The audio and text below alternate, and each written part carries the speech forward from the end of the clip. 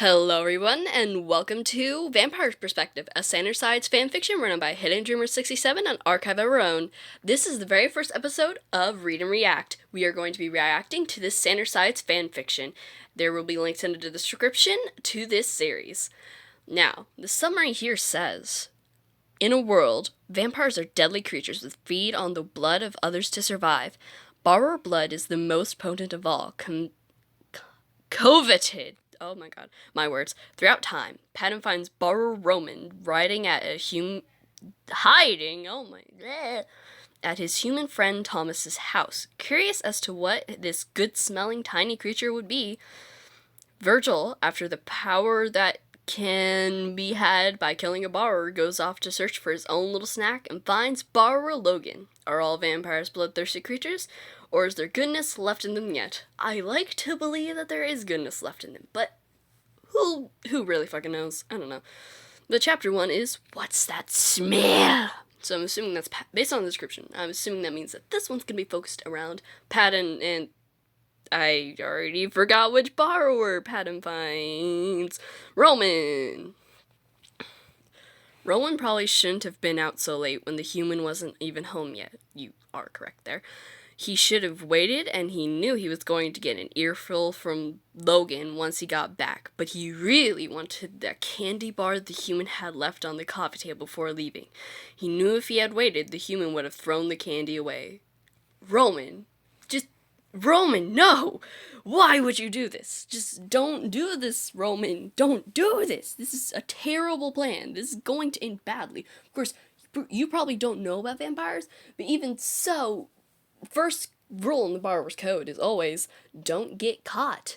This is like number one rule. This is like the number one way to get caught, Roman. I'm sorry that I've just scolded you, but Roman, please, go back on this perilous journey that you've decided to do. Let's continue.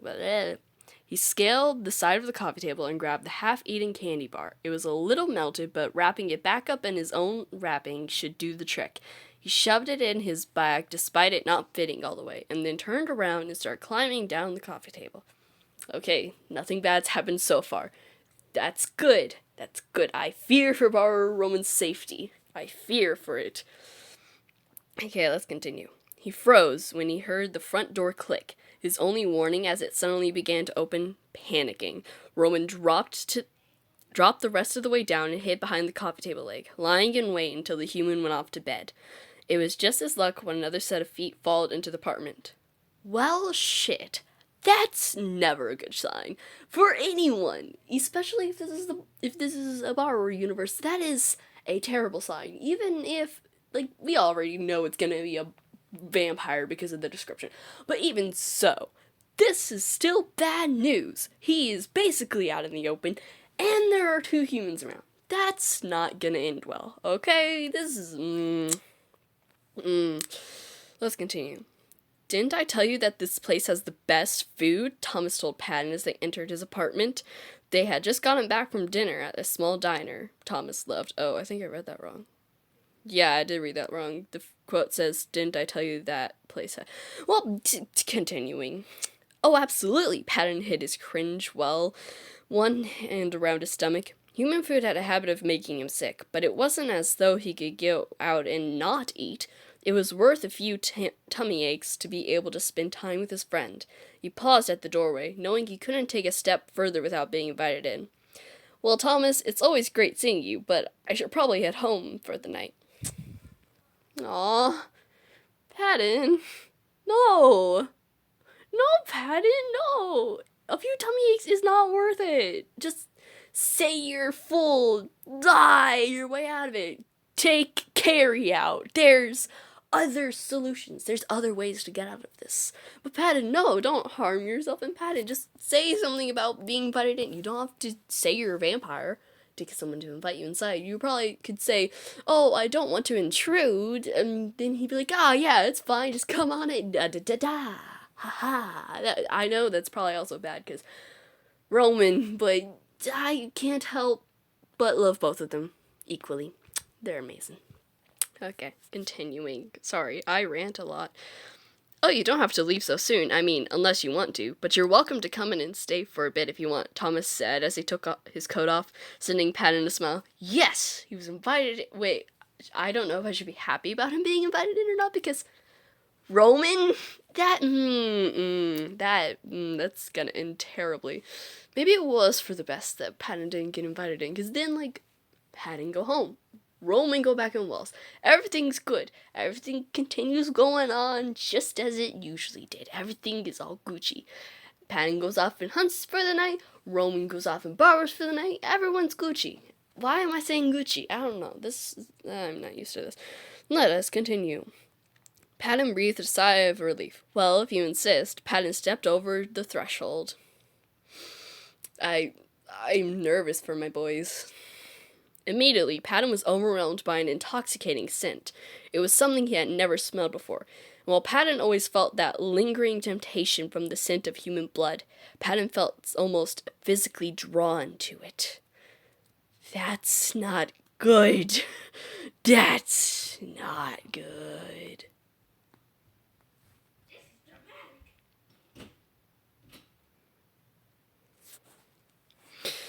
Well, let's continue.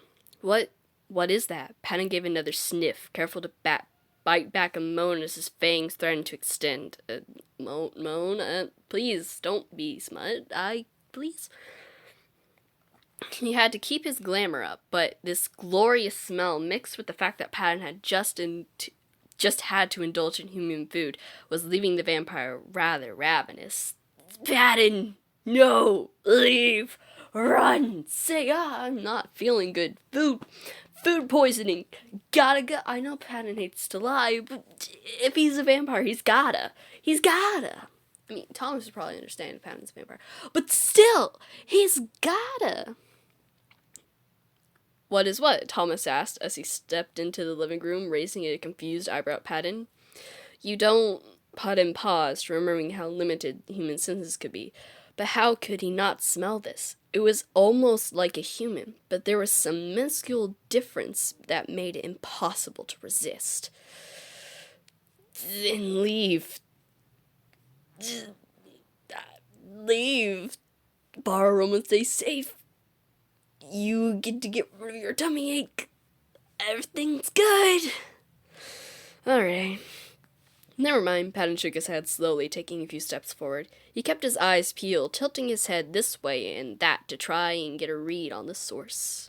Okay, Thomas chuckled. Anyway, did you want anything to drink? Thomas asked, inching his way to the kitchen. I've got soda, juice, and I think I might have some beer if you want that. Let me just stop you right there. Anyway, did you want anything to drink? Blood. He wants blood. I'm sorry, I had to make the joke. But also... I feel weird about hearing beer in the context of Patton. I mean, there is an actual Patton alcohol sort of thing that exists in the world that's called Patton, which confuses me because of the cinnamon roll is Patton, and then there's this army, big, tough, buff, kill people beer thing called Patton as well, so I guess it's not that weird here. Something about beer and Patton in the same context. I don't know. Let us continue. Whatever's fine, Patton called back. But the second Thomas was out of the room, Patton didn't hold back. Using his vampire speed, he danced around the living room, focusing on following the trail until all signs pointed to it being under the coffee table? No! Roman, run! I don't care. But if it's the coffee table, then the couch should be nearby. Run to the couch. The couch is close enough. The couch. Roman, run. There should be a bar or exit under there. Run, Roman. Nobody has to be hurt at all in general on this day.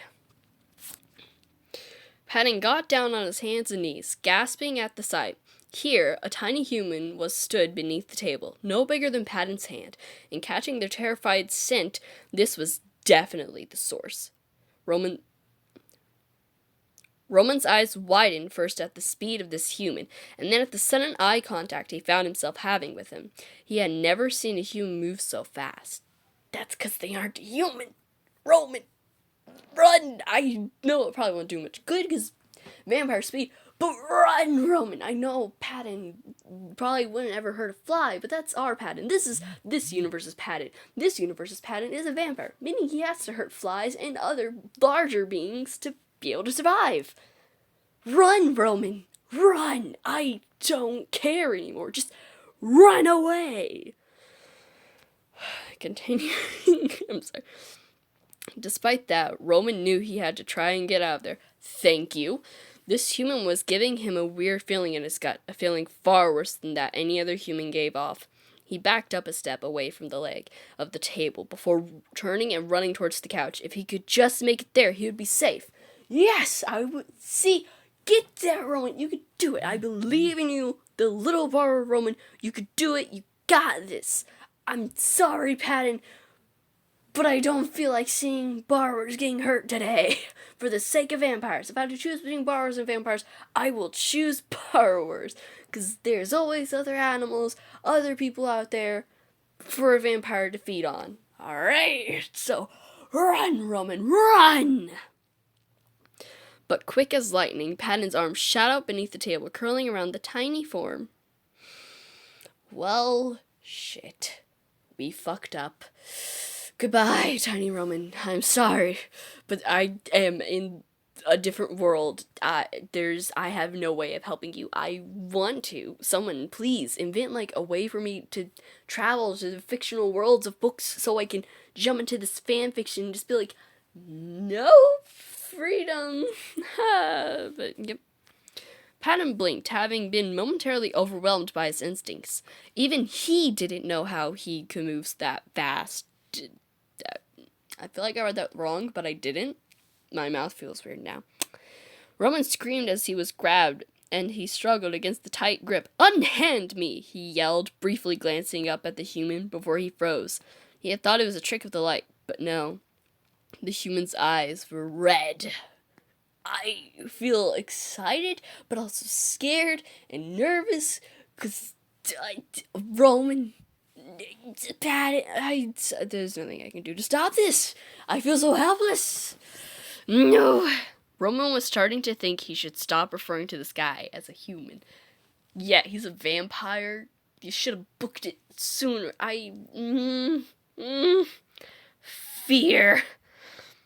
Oh, no. Patton quickly shushed the little guy, pressing his thumb to its mouth to silence it. It was strange. Patton was used to being the strong one that he could easily overpower humans, but this was different. Dad mode activated.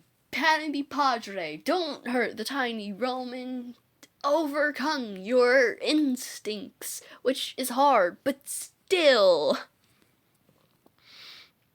What was this thing anyways? Why had Patton never seen it before? Slowly, Patton sat back on his heels, lifting it up to his face. You mean him. Lifting him up to your face. Him.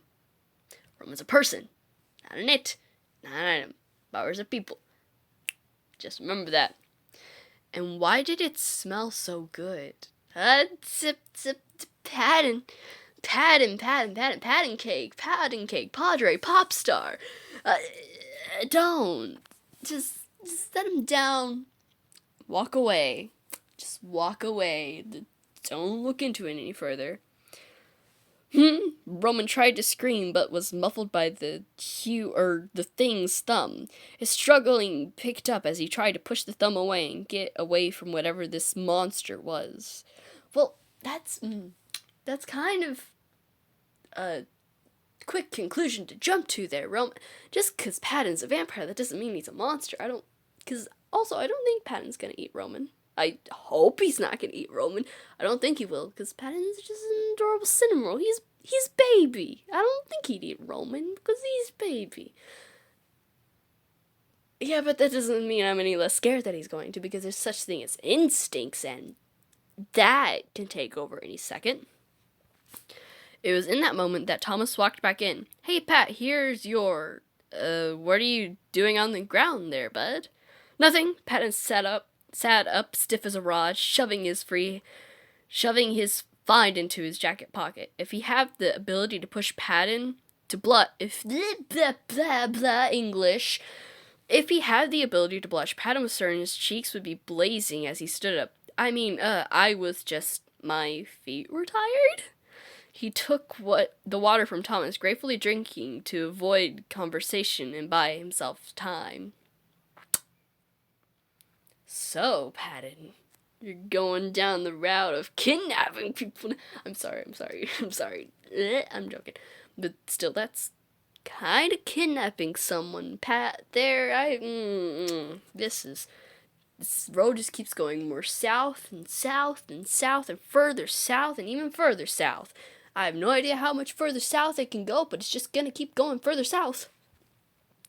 Roman let out another muffled shout as he was shoved into a pocket. He squirmed within it, but he was effectively trapped with no way out. Besides, if he tried, he knew the human of the group would see him, and that was the last thing he needed. You've already been seen. That's one bar rule broke. And even if Patton's not a human, he's still technically a being. And the rules say don't be seen by a being, so you've already broken one rule, I think. Right? That's how they work, right? I have them memorized, but I could be wrong. I don't know.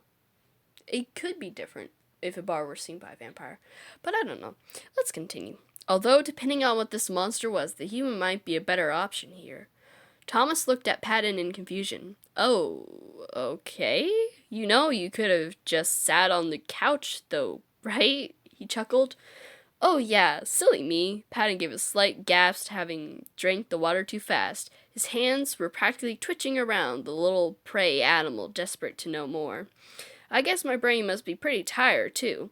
I think it really is time for me to head home. He's gonna head home, kidnap a person, keep them hostage. The casual borrower fan fiction storyline, where someone decides to kidnap someone and keep them hostage until finally Stockholm Syndrome settles in, and the borrower's like, yeah, let's be friends now. I'll finally agree to all these terms, and it's just really fucked up. But even so, Patton's a cinnamon roll. I'm pretty sure he'll let Roman go. Right? I want to say right, but deep down, from past things I read.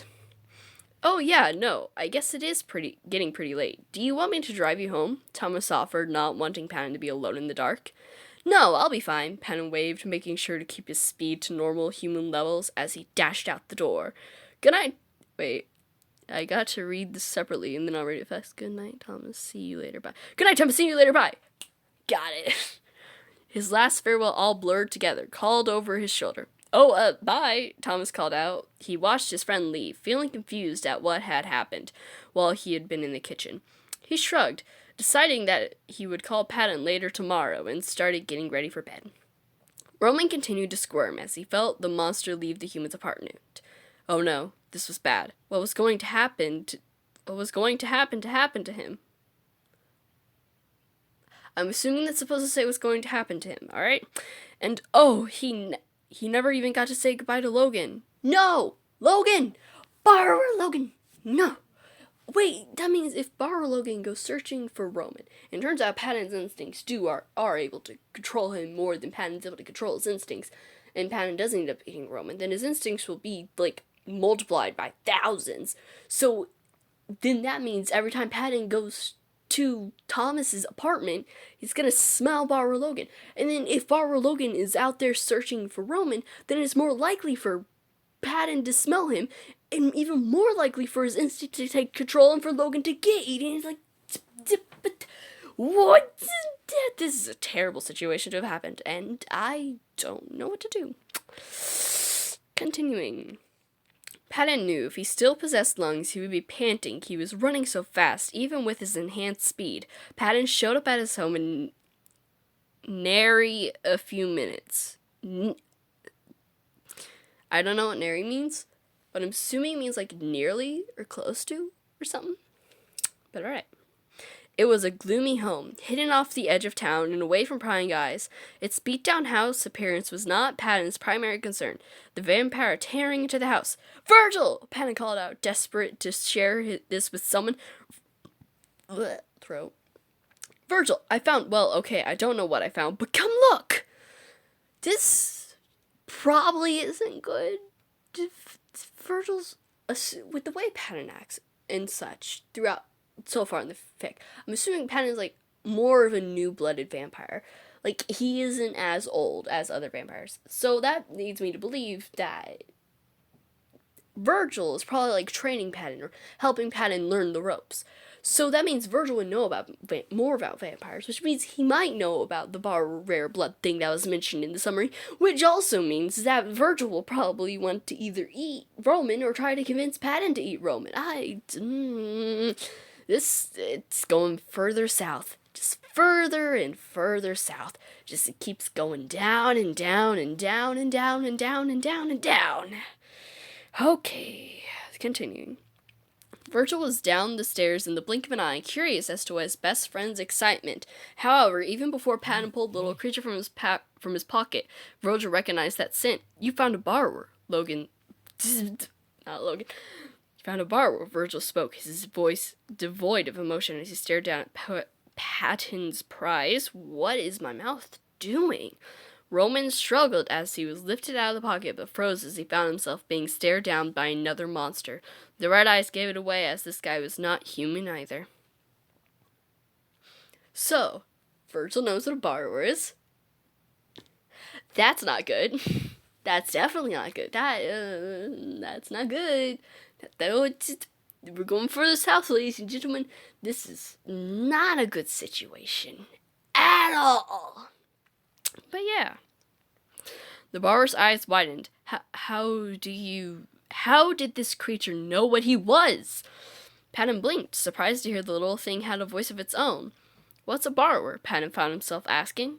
I thought they all got wiped out like a century ago. Virgil allowed himself to take another sniff, coming a few steps closer. Their blood is said to be stronger than the most delectable human. I've only ever seen them once this close before. They're really rare. Virgil? No. Back up, Virgil. Back it up. Because knowing vampires and how much they need to feed, it's like if Virgil decided to feed on Roman, he'd literally have to only take a drop, and even then, Roman would probably pass out from blood loss because of the stature of a borrower and how much blood they have. Back it up, vampires. Back away from the borrower. Take one step back real quick there. Excuse me? Roman asked, looking at the non-human in front of him. Okay, for one, we are very much thriving. That may or may not have been a lie. Roman wasn't exactly sure how many borrowers were left, but he wasn't about to let these creatures know that. Second, centuries? Blood? What are you? Patton bit his lip, looking to his mentor. He rarely had a meal ask him that before, mostly because Patton stayed well away from humans when he could help it. So Virgil is his mentor, as I assumed. This ain't gonna go down well, because if Virgil's his mentor, then that means Virgil is going to try to get Patton to eat Roman, instead of Virgil just doing it himself. Which is even worse! How much south can we get? How south can this story go? Let's find out. Continuing. Doesn't really matter. Virgil let out a growl, his eyes more red than normal. It's not going to be alive long enough to tell. Just as I figured, they're gonna eat him. I thought this was gonna happen, dreaded it, and now there's nothing I can do because I have no way to transport myself into the world of fictional characters. Although I'd love to, and I'd love to just, take Roman to my hands and be like, no. Back it up, vampires. Back it up, you vamps. Just back up 1 minute. Just because their blood is rare doesn't mean you can drink it, because they're gonna die if you do. So don't. Okay, let's continue. Roman's eyes went wide, and the brighter red in Virgil's eyes made him even more terrified. What? No! Unhand me! Let me go! His struggles picked back up, and as he desperately tried to pry the hand off him. Unfortunately, it was proving fruitless. Virgil, Patton hissed, you're scaring him. Oh, don't get all humanitarian on me now, Patton. Virgil fought to keep steady. I know you can't resist. You smell it too. Humans are one thing, but it's practically what they're made for. You know it. and you know it. I messed that line up. But yeah, just, thank you, Patton. Patton, let me just give you a hug. I knew you were better than this. I knew you were honorable. I knew you were the cinnamon roll baby that I'd come to know you as. Patton, you are the hero of this story. Gracias, Patton. Gracias and Godspeed. Let's continue, though. Look, I have no clue what you are on about, but we're made to live and survive, not whatever you think. Roman was still confused about what the hell these creatures wanted out of him, but the fact that they were focused on his smell did not sit right with him at all. Yeah. Wait, Roman, bite! Wait, that probably wouldn't hurt them, actually. I was about to say, bite them, then they'll drop you. Of course, the drop will hurt, but if you're fast and if you can get away, but think about it now, that plan probably won't work. It was a nice try, though. Patton bit his lip, trying to ignore his instincts as not for the first time they conflicted with his morals. I could just take a little bit. Patton tried raising the bar higher. What? With that little thing? Virgil gestured to it. Pat, even if you take only a taste, you're gonna affect it. Just drain it all the way and be done with it. Think of it as putting it out of its misery. Virgil, stop right there. One thing, you keep saying it. Roman's a person. It's him, excuse you. Also, you're not putting him out of his misery. He's been living and striving his whole entire life and enjoying his life, by the way. This isn't putting him out of his misery, because you'd just be putting him into misery if you even took a little bit. So just don't take any at all. There we go. Solution found. Carry on. Just put Roman back in Thomas's apartment and leave. Just leave it at that. Don't ever think about bars again. There you go. Boom, boom. Said and done. Adjourned. Court over. Just, there we go. All right. But that's not the end of the story, so we gotta keep going. Roman knew there were other words in that sentence that Virgil spoke, but he was only focused on one. You're going to eat me? He tried, struggling even more, but he was already tiring himself out. But no, he couldn't give up. He couldn't allow whatever these monsters were to eat him. No, I wasn't. Patton paused. Not whole. Aw, Patton, you're trying so hard. It's almost impossible for any creature. I'm saying creature, not animal. Creature.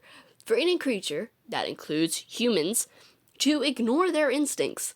Which is why most borrower human stories end up with the human trapping the borrower, because their curious instinct is what causes them to do this. But yeah, it's tale for another day. But yeah, it's almost impossible for any creature to ignore their instincts. So if Patton just took a little bit, then maybe it'd satisfy his instincts a little bit. Which is why he's saying not whole. Even though that still wouldn't work out that well. Even if he took a little bit. So yeah. Sorry.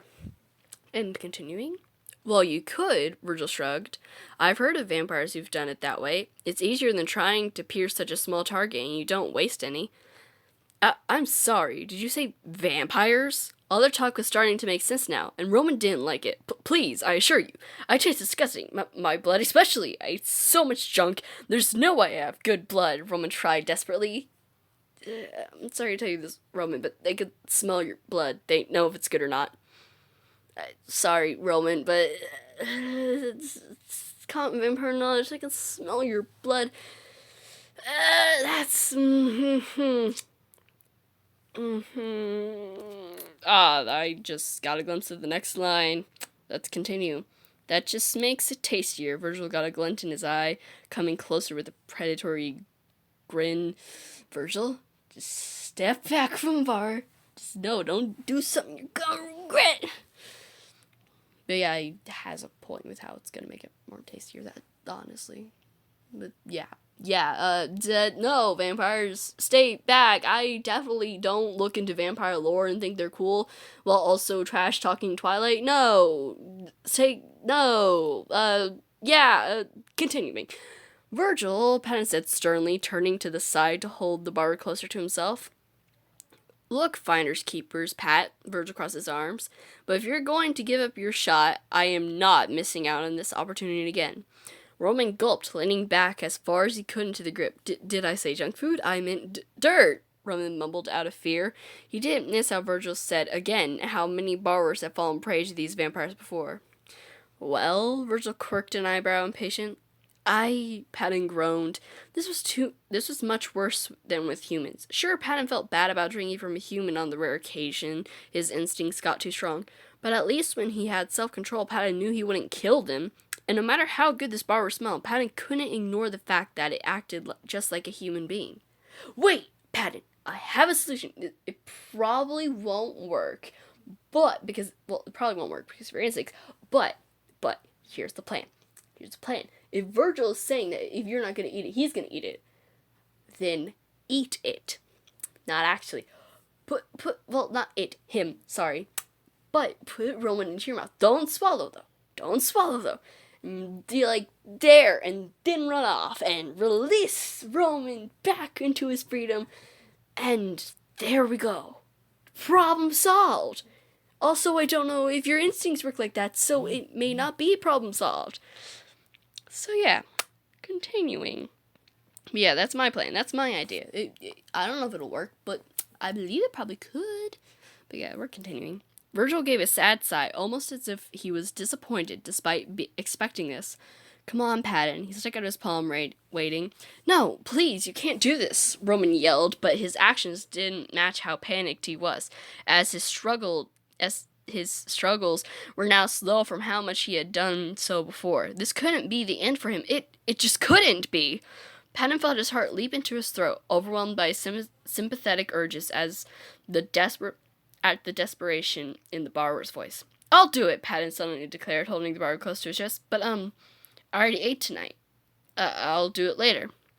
Patton tried not to think about all that human food making a rock in his stomach. Virgil squinted at him. Fine. Virgil let his hand drop. Great, so not only was he still going to be eaten, but now they were going to prolong it? No, he couldn't think like that. He had used the time he had to figure out a way to escape. He had to remember he was dealing with a vampire, though, not a human. He would have to be extra careful. Maybe try when they were asleep. Wait, do vampires even sleep? Roman. Vampires do sleep. They just sleep during the day. Which will be a good thing because they will be out. Well, I think they'll sleep during the day. Do they sleep during the day? I don't know. In this universe, if the vampires are hanging out with humans, and it's like, do they sleep during the day? I don't know. Also, Roman, you got this. You can escape, especially since I think Patton's gonna help you. You don't know it yet, Roman. Roman, you do not know this yet, but Patton seems like he's planning on helping you escaping. So, that was the end of Chapter 1. Tune in next time for Chapter 2. I will see all of you in the next video. Goodbye.